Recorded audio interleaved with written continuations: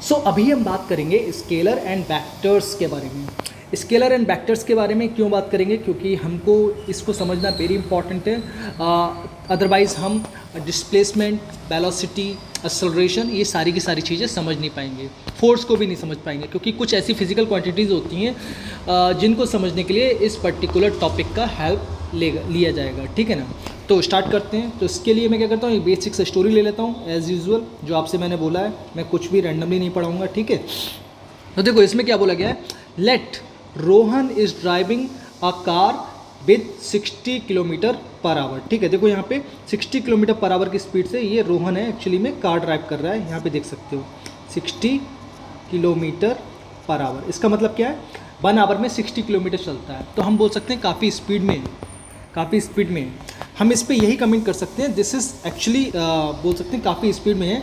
We can comment on this how fast he is going. ठीक है, इतना ही बोल सकते हैं।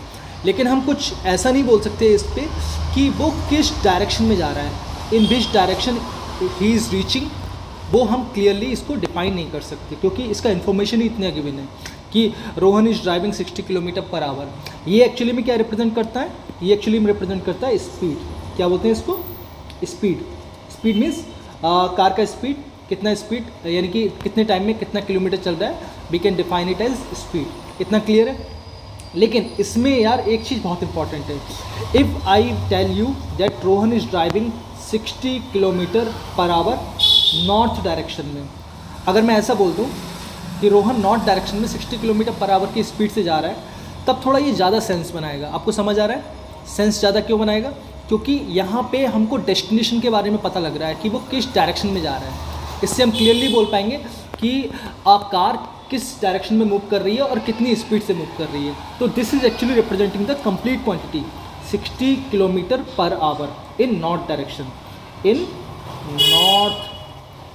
North direction. इतना क्लियर? अगर इतना आपको क्लियर हो गया तो आपको इतना समझ में आना चाहिए कि direction is also very important. Direction के बिना बहुत सारी चीज़ें इनकम्प्लीट होती हैं। फॉर एग्जांपल अगर मैं बात करूं वेलोसिटी की, तो वेलोसिटी बिना डायरेक्शन के रिप्रेजेंट ही नहीं की जा सकती, क्योंकि मैंने अभी बोला है स्पीड में अगर डायरेक्शन को भी ऐड ऑन कर दो तो वो वेलोसिटी बन जाता है। क्या बोला मैंने? स्पीड, यहाँ पे मैं लिख दे रहा हूँ, स्पीड में स्पीड प्लस डायरेक्शन, इसको क्या बोलते हैं? This is called velocity. ठीक है, इसको डिटेल में समझेंगे बहुत अच्छे से, लेकिन आपको अभी समझ में आना चाहिए कि direction is also very important. ठीक है, तो इतना क्लियर समझ में आ गया। अब मैंने ये स्टोरी तो आपको समझा दी, लेकिन इसका सिग्निफिकेंस क्या है? इसका सिग्निफिकेंस ये है, हम बात करने वाले हैं स्केलर्स एंड वेक्टर्स के बारे में, scalar physical quantities and vector physical quantities के बारे में। ठीक है, तो आगे बढ़ते हैं। तो पहले हम बात करेंगे किसके बारे में? स्केलर फिजिकल क्वांटिटीज़ के बारे में। स्केलर फिजिकल क्वांटिटीज़ क्या होती हैं, ये स्केलर्स क्या होते हैं? देखो स्केलर एक्चुअली में वो होते हैं, देखो यहाँ पे scalar, these are the quantities that only care about how much, मतलब उनके मैग्नीट्यूड के बारे में, कितना वैल्यू है उसके बारे में ही बात करती हैं। फॉर एग्जांपल मैंने क्या बोला था अभी थोड़ी देर पहले, मैंने अभी बोला कि ये कार एक्चुअली में कितना 60 किलोमीटर पर आवर की स्पीड से जा रही है। तो इसमें 60 किलोमीटर पर आवर की स्पीड से जा रही है, आपको इतना समझ में आ गया? तो ये एक्चुअली में क्या रिप्रेजेंट कर रही है? This is representing speed.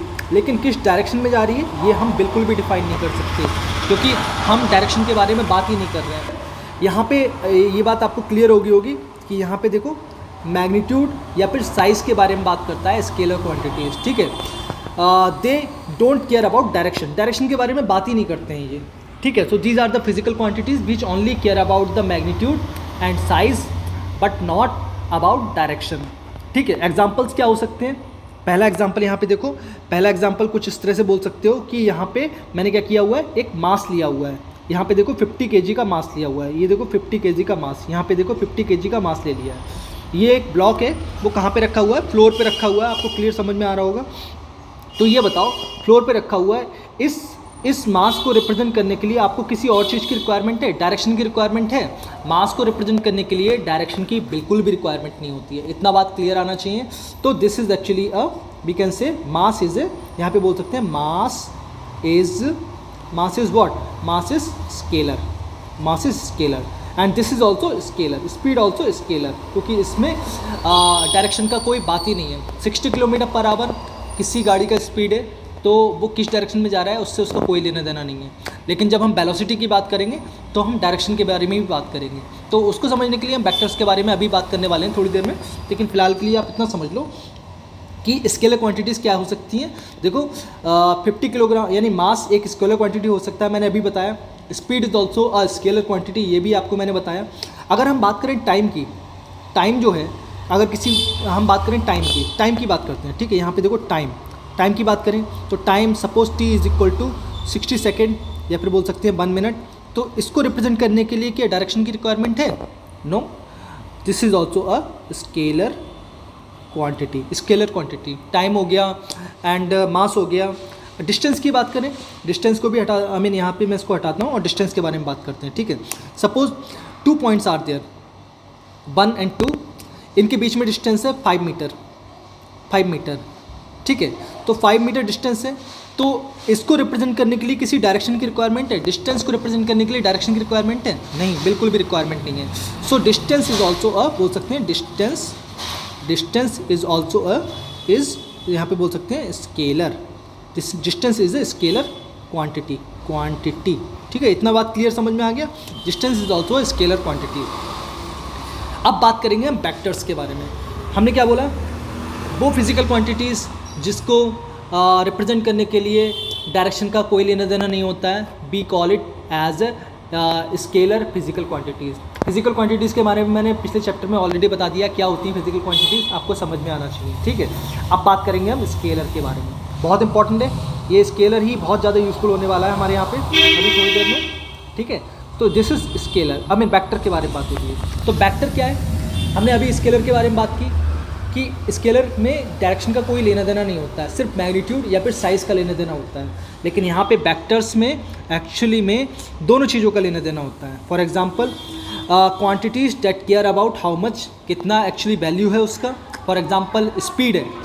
अगर वेलोसिटी की बात करें तो वेलोसिटी अभी मैंने थोड़ी देर पहले बताया कि velocity is actually the speed in a particular direction. For example 60 kilometer per our in north direction. अभी मैंने थोड़ी देर पहले बोला था, तो मैं इसको थोड़ा रिप्रेजेंट कर देता हूँ। पहला एग्जाम्पल हमारा ये हो जाता है, this is actually representing the 60 kilometer per our. This is क्या रिप्रेजेंट कर रहा है बता सकते हो? दिस इज स्पीड, ठीक है। अब यहाँ पे मैंने डायरेक्शन भी ऐड कर दी इन ईस्ट।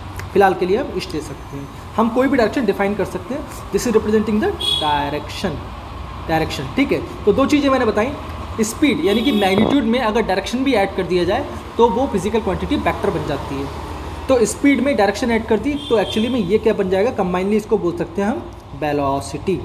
तो वेलोसिटी इज वेक्टर क्वांटिटी, हम बोल सकते हैं वेक्टर क्वांटिटी। क्लियर? इतना बात समझ में आ गया? Velocity is a vector quantity. यहाँ पे भी मैंने इसको नोट डाउन करके रखा हुआ है। Velocity is a vector quantity. Velocity is actually speed plus direction. इतना बात क्लियर समझ में आ गया? तो मैंने वेलोसिटी के बारे में बात कर ली है। Velocity is the vector quantity. और भी कुछ वेक्टर क्वांटिटीज़ हो सकती हैं, बता सकते हो? हाँ, कुछ ऐसी क्वांटिटीज़ जिनको रिप्रेजेंट करने के लिए कितना उसका वैल्यू है उसको भी काउंट किया जाता है, और किस डायरेक्शन में है उसको भी काउंट किया जाता है। तो ऐसा एक क्वांटिटी और भी हो सकता है, डेट इज़ कॉल्ड फोर्स, ठीक है। फोर्स क्या है? पुश और पुल है। तो मैं इसको भी रिप्रेजेंट करने के लिए एक बेसिक सा डायग्राम बना लेता हूँ। यहाँ पे देखो एक छोटा सा डायग्राम बना लेते हैं। Suppose this is a block, यहाँ पे बोल सकते हैं दिस इज़ अ ब्लॉक, और ये कहाँ पे रखा हुआ है? यहाँ पे रखा हुआ है इस तरह से, ठीक है। अब यहाँ पे एक इंसान है, काफ़ी छोटा सा है, कोई बात नहीं, लेकिन ये एक्चुअली में इस पर फोर्स लगा रहा है। तो फोर्स लगाने के लिए अगर किसी ब्लॉक को किसी पर्टिकुलर डायरेक्शन में मूव करना है तो फोर्स लगाना पड़ेगा। तो फोर्स को हमें डिफाइन करना पड़ेगा, हमें किस डायरेक्शन में लगाना है और कितना लगाना है। फोर्स कम भी हो सकता है, ज़्यादा भी हो सकता है, लेकिन आपको ये तो बताना ही पड़ेगा कि किस डायरेक्शन में लगाना है। क्लियर? अगर इतना समझ में आ गया तो force is also a vector quantity, ठीक है। वेक्टर, यहाँ पे इस डायरेक्शन में बात कर ली, वेक्टर क्वांटिटी, ठीक है, quantity. Force is also a vector quantity. इतनी बात आपको क्लियर होनी चाहिए, ठीक है। फोर्स को हमें डिफाइन करना पड़ेगा कि वो किस डायरेक्शन में लगाया जा रहा है और कितना लगाया जा रहा है। अगर सोचो यार, अगर किसी बकेट को वाटर की बकेट है, उसको बेल से निकालना है तो ऊपर में फोर्स लगाना पड़ेगा, नहीं लगाना पड़ेगा? कहीं भी थोड़ी लगा दोगे। और कितना फोर्स लगाना पड़ेगा? जो बकेट है उसमें जो वाटर है और बकेट टोटल उसका जो वेट होगा, टोटल उसका वेट जो नीचे की तरफ में लगता है ग्रेविटी की वजह से, उसके बारे में भी हम बात करेंगे, ग्रेविटी क्या होती है, ग्रेविटेशनल फोर्स क्या होते हैं। लेकिन उस फोर्स को ओवरकम करने के लिए हमको उससे ज़्यादा तो फोर्स लगाना ही पड़ेगा, तो तभी ये बकेट ऊपर निकल के आएगी। तो किस डायरेक्शन में लगाना है और कितना लगाना है, that is very important as far as force is concern. तो force is also a vector quantity, clear, force is also a vector quantity. अब ये चीज़ें बहुत अच्छी समझ में आ गई हैं, अब हम आगे बढ़ते हैं। Force is also vector quantity. अब बात करेंगे हम डिस्प्लेसमेंट के बारे में। डिस्प्लेसमेंट क्या है, डिस्प्लेसमेंट के बारे में थोड़ा बात करते हैं। ये थोड़ा सा नया टर्म है आपके लिए, हो सकता है आपने पढ़ा हो पहले कभी, लेकिन आपको क्रिस्टल क्लियर समझ में आना चाहिए कि मैं क्या बोलना चाह रहा हूँ, ठीक है। तो मैं क्या करूँगा, एक बेसिक सा एग्जांपल ले लेता हूँ कुछ इस तरह का। इसमें क्या हुआ है, ये है सपोज रोहन क्या कर रहा है, रोहन अपने क्या कर रहा है, रोहन का स्टार्ट पॉइंट है ए। मैंने बोला था किसी भी मोशन को डिफाइन करने के लिए उसका रेफरेंस पॉइंट ज़रूरी है, कहाँ से एक्चुअली में उसका मोशन हो रहा है और किस फ्रेम ऑफ रेफरेंस में मोशन हो रहा है। ये सारी की सारी चीज़ें डिस्कशन ऑलरेडी हो चुकी हैं हमारी। तो अब आपको समझ में आना चाहिए स्टार्ट पॉइंट इसका ये है और इसका डेस्टिनेशन बोल सकते हैं उसका घर है एक्चुअली में ये, और ये एक्चुअली में रोड है इसका, ये वाला बोल सकते हो, this is actually representing a road, ठीक है, ये रोड रिप्रेजेंट कर रहा है। तो उसको कौन सा पाथ फॉलो करना पड़ेगा, आपको समझ में आ रहा है, उसको एक्चुअली में ये यहाँ से इस तरह से पाथ फॉलो करना पड़ेगा अपने घर पे जाना है। तो इतना बात समझ में आ गया, इतना बात क्लियर होना चाहिए, ये वाला पाथ फॉलो करना पड़ेगा। So this is the path followed by, यहाँ पे बोल सकते हैं फॉलोड बाई रोहन ने पाथ फॉलो किया है, वो ये है, तभी वो अपने घर पे पहुंचेगा। रोड से ही तो जाएगा, ऐसे इधर उधर थोड़ी जा सकता है, ठीक है। तो ये एक्चुअली में एक्चुअल पाथ, ये वाला यहाँ पे बोल सकते हैं डिस्टेंस क्या होती है, यहाँ पे बोल सकते हैं टोटल डिस्टेंस के बारे में बात कर लेते हैं। टोटल डिस्टेंस वो होती है इसने यहाँ से यहाँ तक जाने में एक्चुअली में कितना डिस्टेंस कवर किया, that is called total distance, ठीक है। तो टोटल डिस्टेंस एक्चुअली क्या रिप्रेजेंट करती है, मैं इसको लिख देता हूँ। This is representing the length of path followed by Rohan ने कौन सा पाथ फॉलो किया है, रोड वाला पाथ फॉलो किया है ऑफकोर्स। तो एक्चुअली में दिस इज द डिस्टेंस। अगर इसको हम मान लें सपोज ये 250 मीटर है, इसको मान लेते हैं, ये वाला एक्चुअली में लेंथ जो है 250 मीटर, ऐसा हम अज्यूम कर लिए, दिस इज 250 मीटर। अब एक बात बताओगे, डिस्टेंस को मेज़र करने के लिए कोई डायरेक्शन का लेना देना है? अभी मैंने बताया distance is a scalar quantity, तो इसमें डायरेक्शन का कोई लेना देना नहीं है। तो यहाँ पे हम बोल सकते हैं this is actually equal to, यहाँ पे बोल सकते हैं, यहाँ पे क्या हो जाएगा, उसने कौन सा पाथ फॉलो किया, ए। अगर मैं ये पॉइंट सी मान लूँ तो उसने पाथ फॉलो किया है लेंथ, यहाँ पे बोल सकते हैं लेंथ ऑफ ACB, और ACB कितना है, मैंने अभी बोला 250 किलोमीटर है, 250 मीटर है, किलोमीटर मत बोल दो, नहीं तो मर जाएगा वो, जाते जाते पहुँचते पहुँचते पगला जाएगा, पैदल कैसे भागेगा भाई, ठीक है, इतना क्लियर। अब बात करते हैं डिस्टेंस के बारे में। तो आपको समझ में आ गया कि स्केलर क्वांटिटी है और इसको मेज़र करने के लिए कोई डायरेक्शन का लेना देना नहीं है। वो देखो टर्न भी कर सकता है, यहाँ से इधर गया और साथ में इधर, यहाँ से इधर गया और एक्चुअली में इसने इधर में टर्न कर लिया है, ठीक है, इतना बात क्लियर में आना चाहिए समझ। अब डिस्प्लेसमेंट क्या होता है, डिस्प्लेसमेंट इज़ वेरी इंपॉर्टेंट, इसको थोड़ा समझ लेते हैं। यहाँ पे इसको समझने के लिए आपको समझना पड़ेगा, displacement represents shortest path in the direction of his destination from starting point. तो यहाँ पे मैं डिस्प्लेसमेंट क्या होता है, देखो ये वाला पॉइंट देखो, शॉर्टेस्ट पाथ, तो ए से एक, मुझे इसका स्टार्ट पॉइंट क्या है, ए है, और डेस्टिनेशन पॉइंट है बी, तो इसको शॉर्टेस्ट पाथ, इसका एक्चुअली में मूव करने के लिए शॉर्टेस्ट पाथ क्या हो सकता है। यहाँ पे बात करूँ, ये तो लॉन्ग पाथ हो गया, इसने रोड फॉलो किया है, लेकिन शॉर्टेस्ट पाथ एक्चुअली में ये हो सकता है। डायरेक्टली एक लाइन खींच देते हैं, this is actually representing the shortest path, वो इस तरह से फॉलो कर सकता है। देख पा रहे हो, मैंने एक एरो लगाया है, एरो लगाने का मतलब समझ आ रहे हो कि उसको ए से लेके बी तक जाने के लिए ए टू बी रे के डायरेक्शन में, ए बी रे के डायरेक्शन में मूव करना पड़ेगा। तो this is actually representing the, यहाँ पे बोल सकते हैं शॉर्टेस्ट पाथ। इतना बात क्लियर समझ में आ गया, शॉर्टेस्ट पाथ।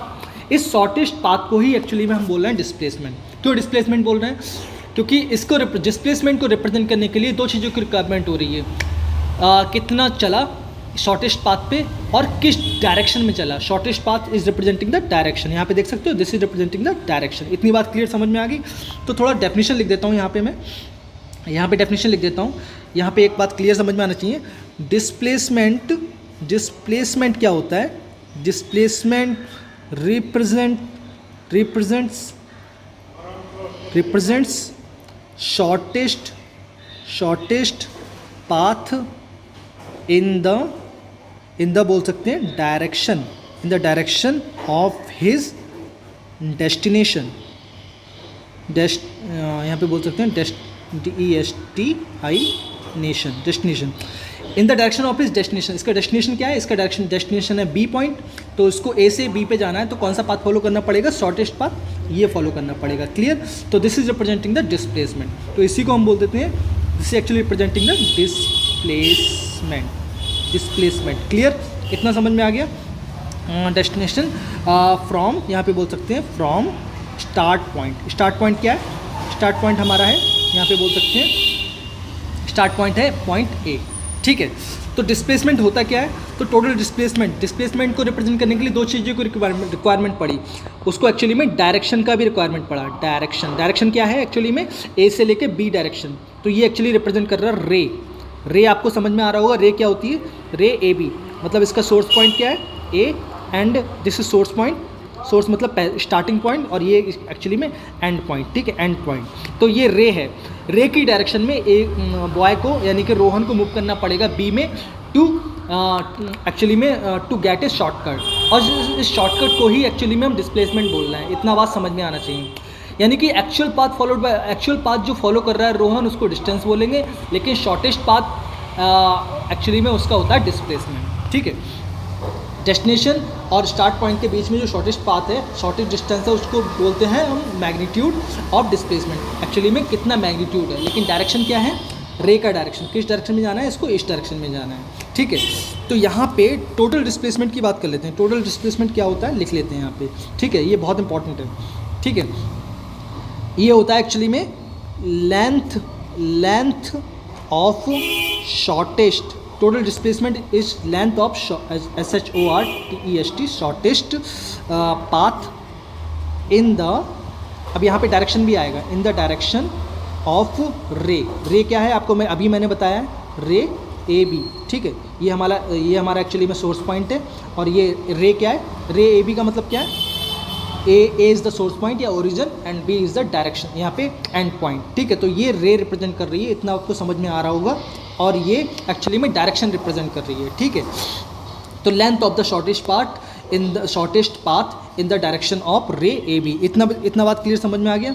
अगर इसको हम एज्यूम कर लें, ये एक्चुअली में हमने बोला 250 मीटर है, तो इसको हम थोड़ा सा कम एज्यूम कर सकते हैं। सपोज ले लेते हैं 190 मीटर ले सकते हैं। तो यहाँ पे आपको समझ में आ रहा होगा, this is actually representing 190 meter in the direction of ray A B के डायरेक्शन में 190 मीटर चले तो एक्चुअली में वो डिस्प्लेसमेंट कहलाएगा। ठीक है, तो displacement is a vector quantity, यहाँ पे बोल सकते हैं this is representing vector quantity है। ये बात समझ में आ गई। और वेक्टर क्वांटिटी वो होती है जिसको रिप्रेजेंट करने के लिए मैग्नीट्यूड का रिक्वायरमेंट होता है, यानी कि कितनी वैल्यू है उसका रिक्वायरमेंट होता है, और किस डायरेक्शन में है उसका रिक्वायरमेंट होता है। वैल्यू कितनी है? 190 मीटर, और किस डायरेक्शन में है? ए बी के डायरेक्शन में है। So this is representing the displacement. ठीक है, डिस्प्लेसमेंट। तो ये एक्चुअली में क्या रिप्रेजेंट कर रहा है? This is actually a vector. लेकिन डिस्टेंस जो है, यहाँ पे अभी बात की मैंने, डिस्टेंस इज एक्चुअली रिप्रेजेंटिंग क्या? ये है स्केलर। इतना बात क्लियर होना चाहिए। तो वेक्टर और स्केलर में आपको एक बेसिक डिफरेंस समझ में आ गया ना? वेक्टर और स्केलर के बीच में बेसिक डिफरेंस समझ में आ गया ना? अब बात करेंगे हम रिप्रेजेंटेशन ऑफ वेक्टर्स। ठीक है, तो हम बात करते हैं रिप्रेजेंटेशन ऑफ वेक्टर्स। ये क्या होता है अभी समझते हैं। तो देखो, इसको भी समझने के लिए हम छोटा सा एग्जांपल लेते हैं। दैट इज़, यहाँ पे मैंने क्या लिया हुआ है, देखो ये एक्चुअली एग्जांपल लिया हुआ है। यहाँ पे बोला गया distance travelled by a boy, हम रोहन मान सकते हैं, in the north direction from point O to A. North direction में पॉइंट ओ से लेके ए तक के लिए जो डिस्टेंस है वो हम एज्यूम कर लेते हैं, दिस इज एक्चुअली रिप्रेजेंटिंग, इसको हम एज्यूम कर लेते हैं सपोज 5 मीटर, ये लेट कर लेते हैं, एज्यूम कर लेते हैं। तो इसको कैसे रिप्रेजेंट करें? मैंने क्या बोला, डिस्टेंस एक पर्टिकुलर डायरेक्शन में ही डिस्प्लेसमेंट होता है, तो ये क्या रिप्रेजेंट कर रहा है? यहाँ पे डिस्टेंस हो रही है, तो ये मैग्नीट्यूड वैल्यू कितनी है 5 मीटर है, और ये किस डायरेक्शन में, नॉर्थ डायरेक्शन में है। तो एक्चुअली में ये कम्प्लीटली सेंटेंस एक वेक्टर रिप्रेजेंट कर रहा है जिसका मैग्नीट्यूड 5 मीटर है और डायरेक्शन नॉर्थ है। क्लियर, डायरेक्शन नॉर्थ है। तो इसको कैसे रिप्रेजेंट करें, तो एक बेसिक सा डायग्राम बना लेते हैं, बहुत इंपॉर्टेंट है। ठीक है, मैं क्या करता हूँ, ये कोऑर्डिनेट एक्सिस जैसा कुछ बनाते हैं यहाँ पे। ये बहुत ही पहले भी आपने समझा होगा, इसमें ऐसा कुछ रॉकेट साइंस है नहीं। Suppose this is representing the north direction. Plane में कैसे दिखाते हैं, नॉर्थ साउथ, नॉर्थ, और ये क्या रिप्रेजेंट कर रहा है, साउथ। ठीक है, और ये क्या रिप्रेजेंट कर रहा है, ईस्ट, और ये क्या रिप्रेजेंट कर रहा है, वेस्ट। इतना बात समझ में आ गया, ईस्ट वेस्ट। तो अभी बोला क्या गया है, इसमें बोला गया है distance travelled by a boy in north direction from point O to A. Suppose this is a point, कोई रैंडम पॉइंट ले लेते हैं, suppose this is a point, ठीक है, ओ। हम ओरिजिन भी ले सकते थे, ठीक है, मैं क्या करता हूँ, ओरिजिन ही ले लेता हूँ ताकि कन्फ्यूजन ना हो। ओरिजिन ओ, और यहाँ से वो किधर में मूव कर रहा है, नॉर्थ डायरेक्शन में कितना मीटर, 5 मीटर। ठीक है, तो मैं क्या करता हूँ, नॉर्थ डायरेक्शन में 5 मीटर ड्रॉ कर लेता हूँ, 5 मीटर ड्रॉ कर लेता हूँ। तो नॉर्थ डायरेक्शन में 5 मीटर क्या हो जाएगा, कुछ इस तरह से हो जाएगा। ठीक है, suppose this is representing the north direction में 5 मीटर। क्लियर, तो ये हो गया हमारा नॉर्थ डायरेक्शन में 5 मीटर। ये जी ओ और ए पॉइंट हो गया, एंड पॉइंट, और ये कितना है, 5 मीटर। तो एक्चुअली में ये वाला पोर्शन क्या रिप्रेजेंट कर रहा है, this is representing A vector. Vector क्यों रिप्रेजेंट कर रहा है, और एक्चुअली में ये डिस्प्लेसमेंट रिप्रेजेंट कर रहा है। और देखते हैं क्या, क्योंकि स्ट्रेट लाइन है, इससे ओ से लेके ए तक जाने के लिए कोई शॉर्टकट, इस ओ से लेके ए तक जाना है तो शॉर्टकट क्या होगा, ओ ए ही होगा, कुछ अलग थोड़ी होगा। ऐसा थोड़ी है वो ओ से लेके ए तक जाने के लिए ये वाला पाथ फॉलो कर रहा है। ठीक है, ऐसा नहीं है, तो वो ये पाथ फॉलो नहीं कर रहा है, वो शॉर्टकट ही फॉलो कर रहा है, तो ये डिस्प्लेसमेंट ही है। ठीक है, तो ये हम बोल सकते हैं this is actually representing shortcut, SHORT, shortcut. तो ये एक्चुअली में डिस्प्लेसमेंट ही है,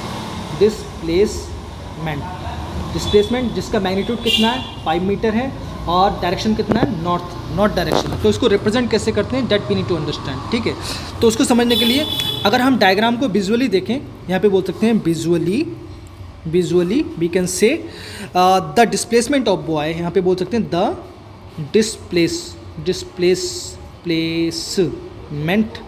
of boy. Displacement of boy कितना हो जाएगा, बता सकते हो कितना, 5 meter is equal to 5 meter in north direction. ये बोल सकते हो, नहीं बोल सकते हो, बिल्कुल बोल सकते हो। लेकिन यार इसको रिप्रेजेंट करने का भी एक तरीका होता है। ये इसका स्टार्टिंग पॉइंट है, मैंने क्या बोला था, स्टार्टिंग पॉइंट, ये एंड पॉइंट है, इतना बात समझ में आ रहा है। तो इसको रिप्रेजेंट कर सकते हैं, और we can write this as, और इसको हम रिप्रेजेंट कर सकते हैं O A is the actually O A क्या है, मैग्नीट्यूड, इसकी वैल्यू कितना लेंथ है, ओ से लेके ए तक का शॉर्टकट का पाथ जो कितना है, ओ ए है। अगर इसके ऊपर मैं एक वेक्टर लगा दूं, वेक्टर का मतलब होता है ये रिप्रेजेंटेशन होती है वेक्टर की, ये रिप्रेजेंट करता है डायरेक्शन। तो ये एक्चुअली में क्या रिप्रेजेंट कर रहा है, vector O A is actually representing distance O A in the direction of north direction में। ये एरो रिप्रेजेंट कर रहा है डायरेक्शन। ठीक है, और इसको हम लिख सकते हैं that can be written as 5 meter north. इतना बात NORTH, ठीक है, स्पेलिंग ठीक लेते हैं, NORTH। तो इतना बात क्लियर समझ में आ गया। तो रिप्रेजेंटेशन क्या है, रिप्रेजेंटेशन है, मैंने ओ से लेके ए तक का लेंथ लिया, उसके ऊपर में OA ले लिया, उसके ऊपर में एक लाइन जैसा एरो जैसा लगा दिया, this is actually representing the sign. यहाँ पे बोल सकते हैं साइन ऑफ वेक्टर। इस केस में ये क्या रिप्रेजेंट कर रहा है, ये नॉर्थ को रिप्रेजेंट कर रहा है। इतना बात क्लियर समझ में आ गया, बहुत अच्छा समझ में आ गया। अब यार इसमें वेक्टर में दो चीज़ें होती हैं, मैंने अभी बताया थोड़ी देर पहले, एक तो होता है मैग्नीट्यूड, एक होता है डायरेक्शन। तो मैग्नीट्यूड कैसे रिप्रेजेंट करते हैं, यहाँ पे बोल सकते हैं मैग्नीट्यूड मतलब साइज, मैग्नीट्यूड क्या है, is equal to O A magnitude है, और इसकी वैल्यू कितनी है, और इसकी वैल्यू है O A is equal to actually 5 मीटर। इतना समझ में आ गया, this is representing the magnitude O A, और इसमें एरो लगाने का ज़रूरत नहीं होता है मैग्नीट्यूड में, यानी साइज़ में या फिर लेंथ को मेज़र करने के लिए एरो का ज़रूरत थोड़ी होता है। लेकिन डायरेक्शन की बात करेंगे तो डायरेक्शन, ये एक्चुअली मैग्नीट्यूड रिप्रेजेंट करता है ओ ए। ठीक है, इसको रिप्रेजेंट करने का एक और तरीका होता है, हमारा जो वेक्टर है, वेक्टर ओ ए पूरा कंप्लीट है, इसके ऊपर में मॉड लगा देते हैं। मॉड का क्या मतलब होता है, आप मैथ में पढ़ोगे, ये वही है एम मॉड यहाँ पे लगा देते हैं। मॉड का मतलब मैग्नीट्यूड, और इसकी वैल्यू एक्चुअली कितनी है, एक्चुअली में 5 मीटर। तो इसको चाहे ओ ए लिखो और vector O A mod of vector O A लिखो, बात एक ही है। और ये हम यूज़ करने वाले हैं आगे में साइन, आई मीन ये रिप्रेजेंटेशन हम यूज़ करने वाले हैं, ठीक है। और इसका लेंथ कितना है, 5 मीटर है। क्लियर, इतना समझ में आ गया। तो यहाँ पे दो चीज़ें हैं, यहाँ पे दो चीज़ें हैं, यहाँ पे देखो, यहाँ पे दो चीज़ें हैं। यहाँ पे देखो लेंथ ऑफ द एरो, तो लेंथ ऑफ द एरो क्या रिप्रेजेंट कर रहा है, length of the arrow is actually representing, यानी कि लेंथ ऑफ द एरो इसका मतलब क्या, ओ ए है इस केस में, और इसकी वैल्यू एक्चुअली में कितनी है, ये क्या रिप्रेजेंट कर रहा है, this is actually magnitude, magnitude of vector O ए।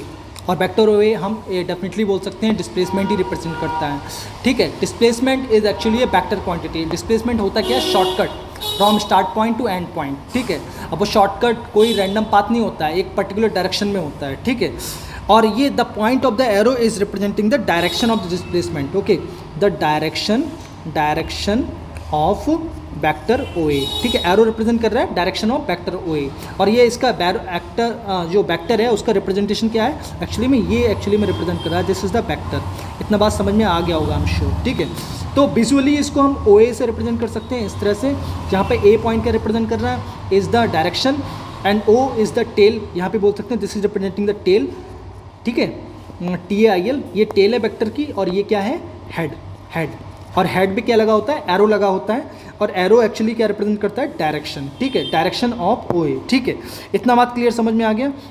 तो मैंने क्या बोला था, a vector O A has two things, पहला क्या है, मैग्नीट्यूड ओ ए, और दूसरा क्या है, डायरेक्शन, ठीक है। दिस इज रिप्रेजेंटिंग मैग्नीट्यूड, और दूसरा क्या है, direction,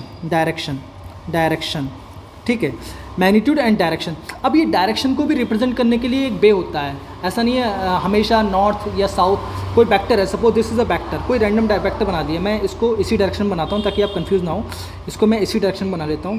this is a vector, suppose, okay, this is a vector, मैं इसको बना देता हूँ, ठीक है, ये हमारा वेक्टर है।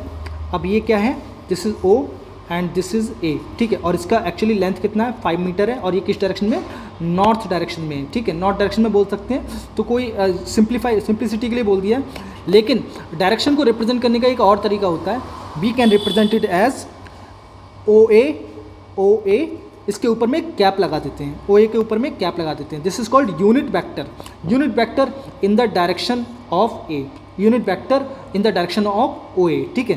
This is representing the unit vector in the direction of vector O A के डायरेक्शन में जो यूनिट वेक्टर है, मतलब ये ओ ए वेक्टर की डायरेक्शन रिप्रेजेंट कर रहा है, ठीक है। तो ये डायरेक्शन रिप्रेजेंट कर रहा है, उसको ऐसे लिखते हैं, और ये मैग्नीट्यूड होता है, ठीक है। तो कभी भी हमें कंप्लीट वेक्टर लिखना हो, ओ ए वेक्टर, ओ ए को हम हमेशा ऐसे लिख सकते हैं, that can be written as O A, और यहाँ पे साथ में ब्रैकेट में लिख देना है, इसका direction, O A is the magnitude, और साथ में क्या लिखना पड़ेगा, इसका डायरेक्शन, ओ ए कैप, ठीक है, O A cap. This is actually representing the complete representation of this vector.